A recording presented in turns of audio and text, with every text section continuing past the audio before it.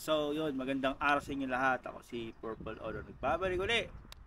Ano ba tatalakayin natin? So, teka, bago tayo mag-umpisa, please subscribe. Tsaka tulungan nyo na ako makaabot sa sa 100k subscriber. So, syempre, napaka-imposible nun eh. Kasi 5,000 pa lang yung subscriber ko. Pero ikaw, nanonood ka ngayon at tapos gusto mong nangangarap mong makapunta ng Europe or makapag-abroad man. So, i-like mo na yung video ko tsaka subscribe na rin. Para swertihin ka ngayong taon na to. Yun lang naman, sis. Simple lang naman yun. Alright, so yun, pag-uusapan lang natin yung timeline na simula nung araw na nawalan ako ng trabaho hanggang sa makapunta ako dito at ma-transfer kami sa bagong company. Ganun lang kasimple yung vlog natin ngayon. So tara, umpisahan natin dito. Farewell to you, my friend. We see each other again. Pinaka-nose number 2. Ay, nose number 2. Ito, yun, nose number 2. Nose number, ayan. Don't worry, cause it's not the end of everything. I may be miles away, but you understand with you. He will miss nose number. So yun na nga no. So napanood nyo yung video na yan. November 21, 2024. Yan na pala yung last day. No? Last day ko sa trabaho. Diyan sa company na yan. So yung company na yan, kung mapapansin nyo, nahagip yung mga ibang sasakyan. So yung mga sasakyan na yan, kinonvert na yan sa parang caravan. Mga camper van. No? So now start yung pangalan ng company ko before. So yan, last day na yan, tamang tawanan na lang, dinaan sa tawa yung siyempre kalungkutan niya, no? Tapos mga sumunod na araw, ito binibenta ko na yung mga maling ko kasi nung August galing ako sa bakasyon eh. So ang ginawa ko, sinisave ko yung mga products sa Pilipinas para pa konti-konti kong kakainin. Eh siyempre wala nang trabaho, so binenta ko na lahat ng mga gamit ko, mga pagkain. Yan, saka bigas, binenta ko na rin yung bigas ko. Yan, yung mga isda ko, binibenta ko na rin, no? Yan.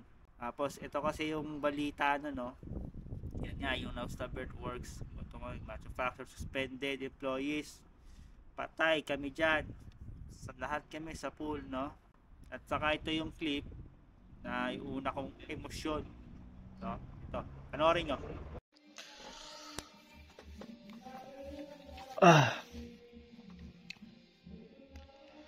November 21, 2024. So yun na nga guys. Gaya nga ng mga ibang kumpanya na nagkakaroon ng problema, so kailangan nila mag cost cutting. Kasama na din yung magtanggal ng mga empleyado. Kasama na ako. 13 kami kasama doon. Okay.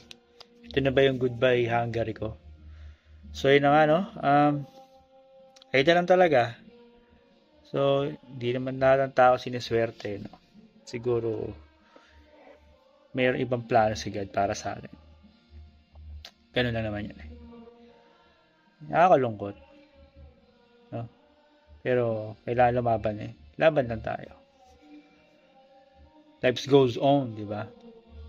So yun na nga. Mayroon pa kaming 1 week para malaman ko kung talagang pa ako, nandito pa rin ako. So starting from now, after a week, doon pala mag-decide talaga yung agency namin dito kung matutuloy kami umuwi ng Pinas or tuloy pa kami extend dito. So yun, nalugi lang talaga yung kumpanyang pinasukan ko, no. Sa sahod walang problema. Walang problema sa sahod. Maganda yung sahod, maganda yung accommodation, maganda naman lahat. Sa trabaho, magaan ang trabaho. Pero ganoon talaga eh. So tingnan lang natin kung ano mangyayari, no. Yun lang ang gusto kong sabihin sa inyo. Ganoon talaga ang buhay. Kung kailan tayo ganito. Yun talaga eh. So, yun lang. Gusto kong sabihin sa inyo, ito talaga buhay daw dito, hindi lahat na nag-abroad sinuswerte, no? So, yun. Laban na tayo, guys. So, ngayon, nagkakantahan yung mga kasama ko. Hindi ko alam kung ba't kumakanta. Nalabas nila dyan yung ano nila eh. Ako dito na ako sa bahay. Sa accommodation. Yan, at sa kabila ng nawala ng trabaho, nagawa ko pa rin siyempre, ano lang tayo, basic lang, no? Yan, nag-grocery pa rin ako. Yung parang normal routine, pero sa loob-loob ko talaga, wala na akong trabaho, malungkot talaga yun. At sa mga panahon na yon, humingi kami ng tulong kay Father Elmer Hernandez. So, ito yung Facebook page niya. Yan, siya yung tumulong sa amin. Sa mga panahon talagang down na kami, nangangamba na kami kasi binilan na kami ng ticket. So, talagang kabang-kabado na kami, natataranta na. Tapos nawala na kami sa ulirat, no? Yung iba, ako uwi na talaga ako nun eh. Sa tulong ni Father Emmer, tinulungan niya kami, binigay niya kami ng suporta, no, especially sa emotion, no, sa pagiging emotional, spiritual, ano na rin, tinulungan din niya rin kami sa pagkain, no? Alright. So ito yung picture ng mga binibenta ko ng mga product, yung mga binibenta ko na kasi nga wala nang trabaho eh. Kailangan ko ng benta yung mga para mayroong pera, no? Kasi hindi pa kami sumasahod niyan. Kaya di ba? Alanganin eh. Papauwiin ka na ng Webes tapos wala ka pa rin pera, uwi ka ng walang pera. Pangit naman. Yun. Pero hindi kami umuwi kasi nga sinabihan kami ni Father Emmer, huwag kayong uuwi hangga't di na bibigay yung dawat para sa inyo, sabi sa amin. At noong November 24, namasal kami ng kaibigan ko sa labas. Parang ano lang kami, tamang winding lang. Ano ba yung mga plano? Meron ba kayong mga plano? Tatalon ba kayo? O plano? Basta mga ganun lang, kwentuhan. At ayun na nga, kinabukasan, nag-meeting kami, November 25, nag-meeting na kami. Pumunta yung employer namin dun sa accommodation. Yun nga, sinabi na yung mga dapat, yung mga uuwi, pipirmahan niya na, yung pirmahan na yan. Tayo na nga, no? Currently, ngayong araw na to, Tuesday, nagdi-discuss sila tungkol dun sa pag-uwi ng dalawa, si Brother Edwin tsaka si Brother Benji. Maraming salamat kasi nandito si Father Elmer, so siya yung namagitan sa amin.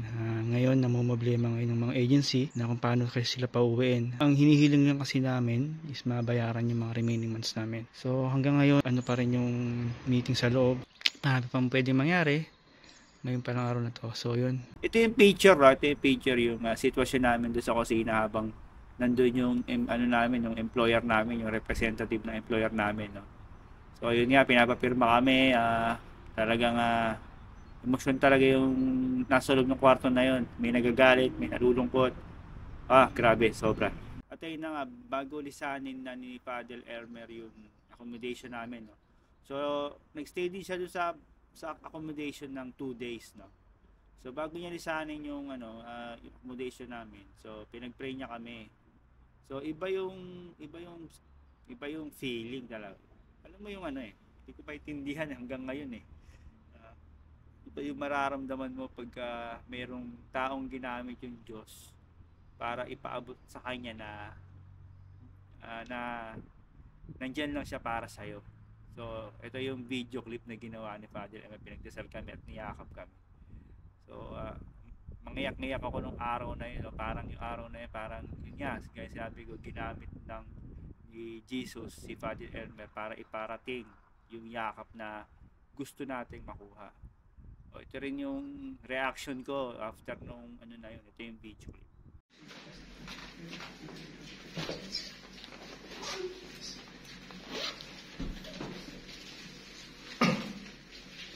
okay. Magandang araw sa inyo lahat. Okay, ibang klase talaga yung nangyari kanina, no? Di ko maintindihan yung emosyon ko nung oras na yun. Natulungan kami, alam nyo kung saan. Natulungan kami sa faith. Nabigyan kami ng pag-asa. Binigyan kami ng sagot sa mga tanong. Especially, yun nga, binigyan kami talaga ng payapaan yung oras na yun nung niyakap kami ni Padre sa isa. Tinagdasal na kami, parang play over, tapos bigla kami niyakap ni Padre. Iba yung, alam mo yung yakap na yun, parang naging payapa ka talaga. Yung, hindi ko naranasan yung simula nung maliit ako. Although, iba kasi yung yakap ng asawa mo, yakap ng magulang mo. Pero iba yung yakap talaga nung, alam mong, servant ni God. Yes, naging born again ako before. Pero iba yung naranasan ko ngayon. Parang may pinaramdam sa akin si God na, parang may binibigay sa mensahe. Nung niyakap ako ni God, parang, basta, ganun eh. Hindi ko ma-express yung meaning na yun eh. Pero, nararamdaman ko yung pinapaabot sa akin nung oras na yun, niyakap ako ni Father. Ibang klase talaga.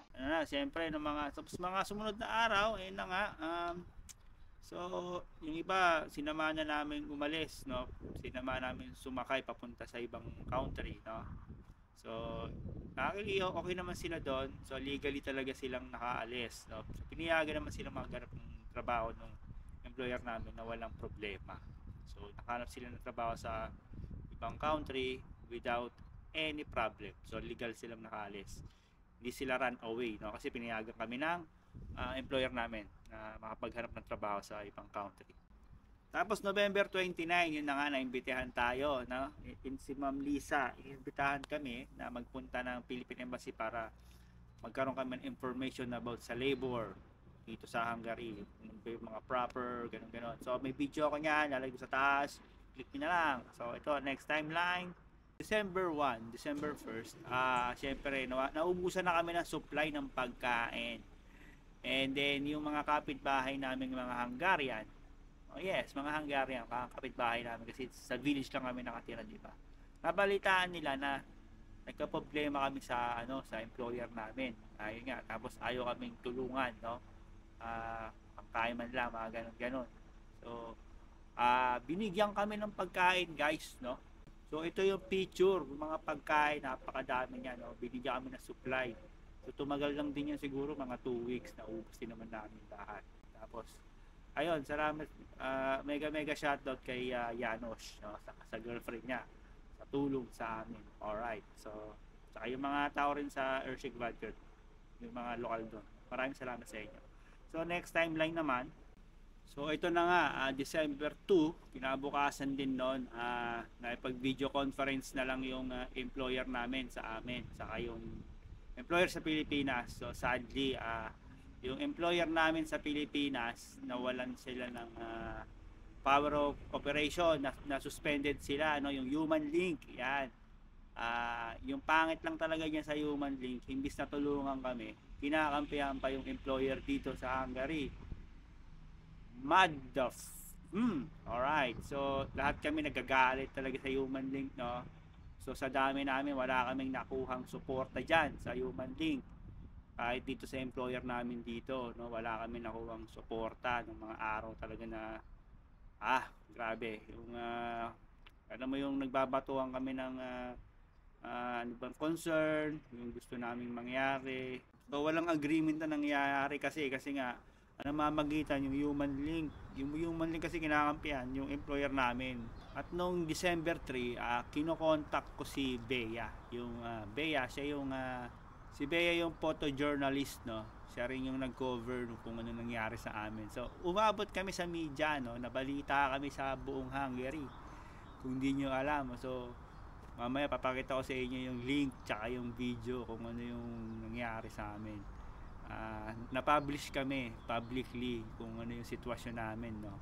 So siguro sana, palagay ko yun din siguro yung yung dahilan kung bakit yung Pilipinas pinayagan, no, sa lahat ng ibang bansa. Yung Pilipinas parang na-exempt siguro dahil doon na rin sa article na yun. So alright, at nagulat kami noong December 5, ito na nga, yung employer namin nakipag-usap or nakipag-agreement dun sa nakipag-agreement sa WHC.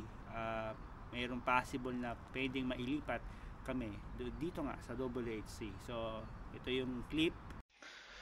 Ito yung sitwasyon, no. nahanap kami ng bagong employer, WHC. So ngayon, interview niya kami o something na mayroong proper na documentation na pag-transfer o mamimili sa amin. Hindi ko alam no. So, ayun, may update naman, may nangyari. So, sana magandang resulta. Itong araw na to.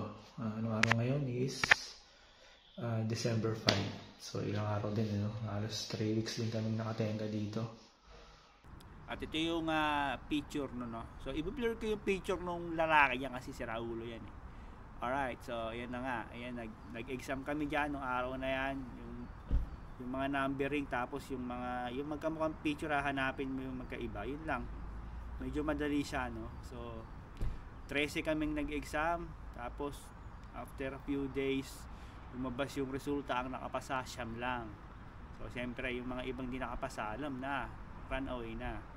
Takbo na sa ibang country. Pero legal silang makakalis naman. No?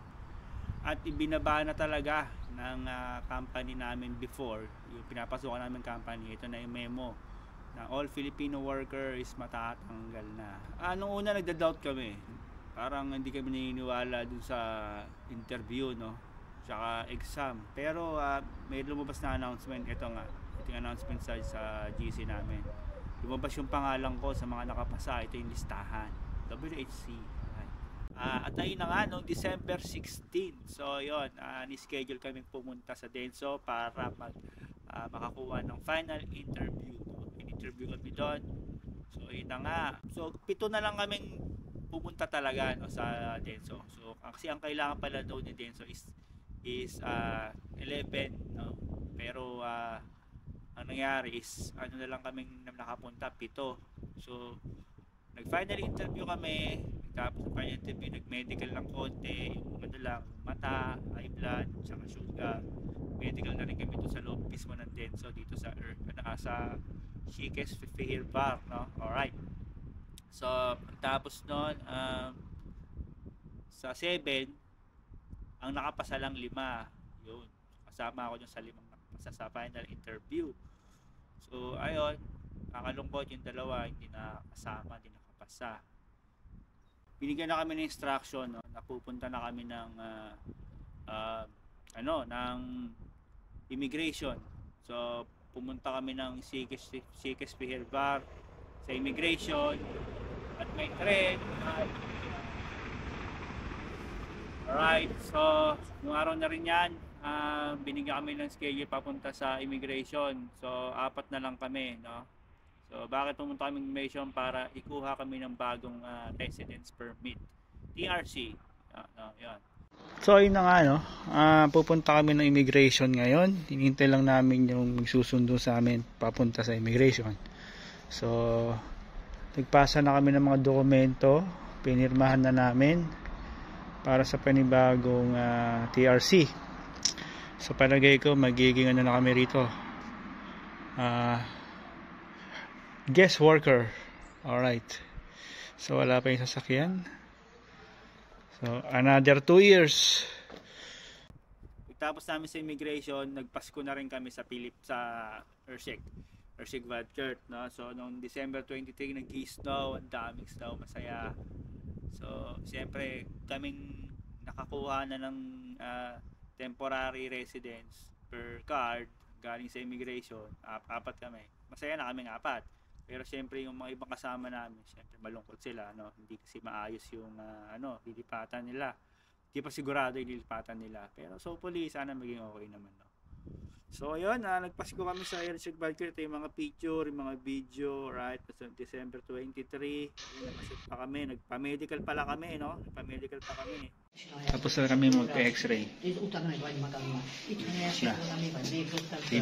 Libre. At nung desperas na nga ng Pasko, no? Tapos habang nagkakasiyahan kami, nagkakantahan, sinugod kami. Sinugod kami ng pare. Yung pare sa Ershek Vadkert. Nagbigay sa amin ng kamatis tsaka sibuyas. Parang offer nila sa amin. Pumasok sa loob, tapos ito na nangyari sa mga sumunod na nangyari. Ito na.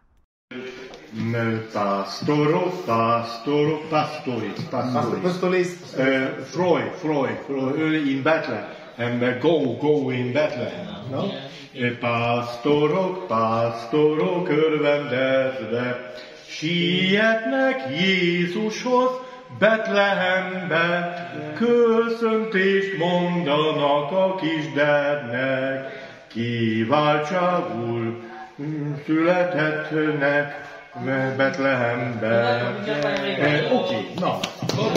So take note hindi uminom si Father ng alak, nakikain lang. Binigyan namin ng spaghetti, mga Shanghai rolls, mga pagkain, mga fried chicken. Binigyan namin si Father. So yan, masaya rin yung Disperas ng Pasko, alright, ng araw na yan.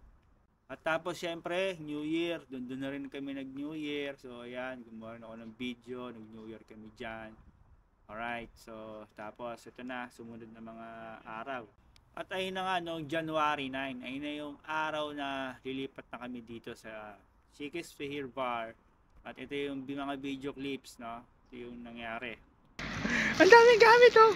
4 na tao lang ang aalis, 4 na tao lang. Pero ganyan nakadami yung bagahe, parang 1, 2, parang 5 kagad yung tao nga alis eh. Ito yung bike ko, no? Bike. Yan, tapos ito na.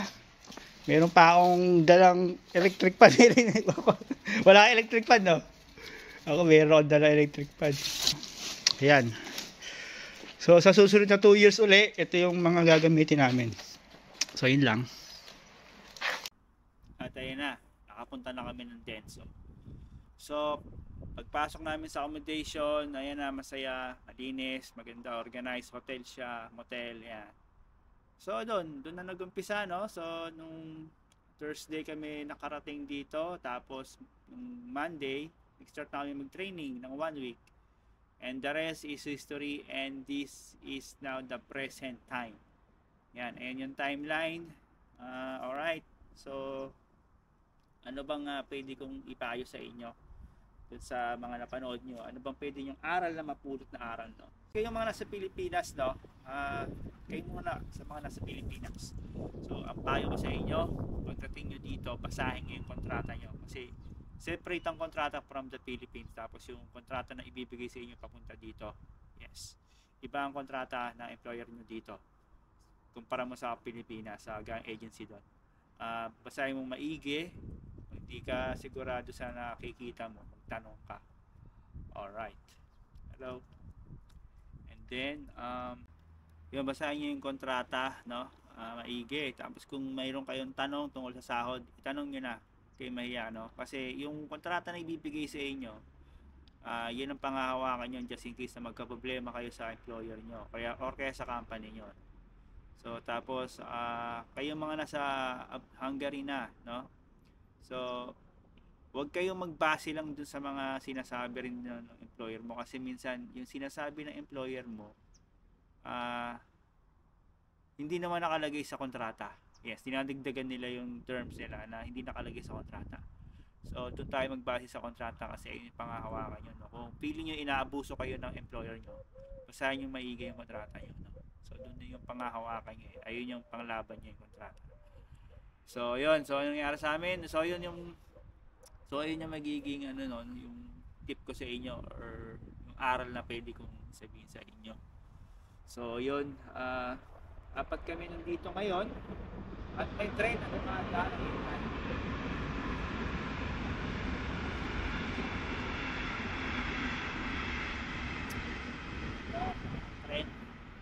So ayun na nga, no? Ganun na lang yung video ko. Sana nag-enjoy kayo sa nakakita yung mga clip, no? So although parang boring, pero sana meron kayong nakita, meron kayong vision na nakita, no? Just in case na kayo na yung nasa lugar ko, mararanasan nyo yung naranasan ko, no? So at least meron na kayong idea, no? So sino yung mga nalapitan nyo, yung pupuntahan nyo. Alright, yun. So maraming salamat, no? So sinusuportahan nyo ako. Maraming salamat sa mga subscriber ko. Binabantayan nyo yung nangyari sa akin, no? So mega shoutout talaga dun sa mga sumasabay sa akin sa live video ko. Saka mega shoutout din kay Eric. So siya yung madalas kong nakakausap nung wala akong trabaho nun eh. Nagla-live ako, siya yung active na nanonood, nagko-comment, no? So yun, maraming salamat. Yun lang. So itong mga susunod na video ko, so tabay lang kayo, no? Bibigyan ko pa kayo ng mga listahan, dapat pupuntahan. Tapos ito pa, bibigyan ko kayo ng advance, no? Advance na update kasi nagkakaroon ako ng ng update kung anong company dito yung maghahanap ng Pilipino. So bago man yun mangyari, sasabihan ko na kayo na may hiring dito, ganyan, anong agency sa Pilipinas yung lalapitan nyo. So ayun, hanggang dito na lang guys. Maraming salamat sa inyo. Subscribe kayo, paabutin natin ng 100,000 subscriber yung subscribe ko, no? So ingat kayo palagi, stay healthy, God bless, peace. So paalam na kayo dyan, ang lamig dito.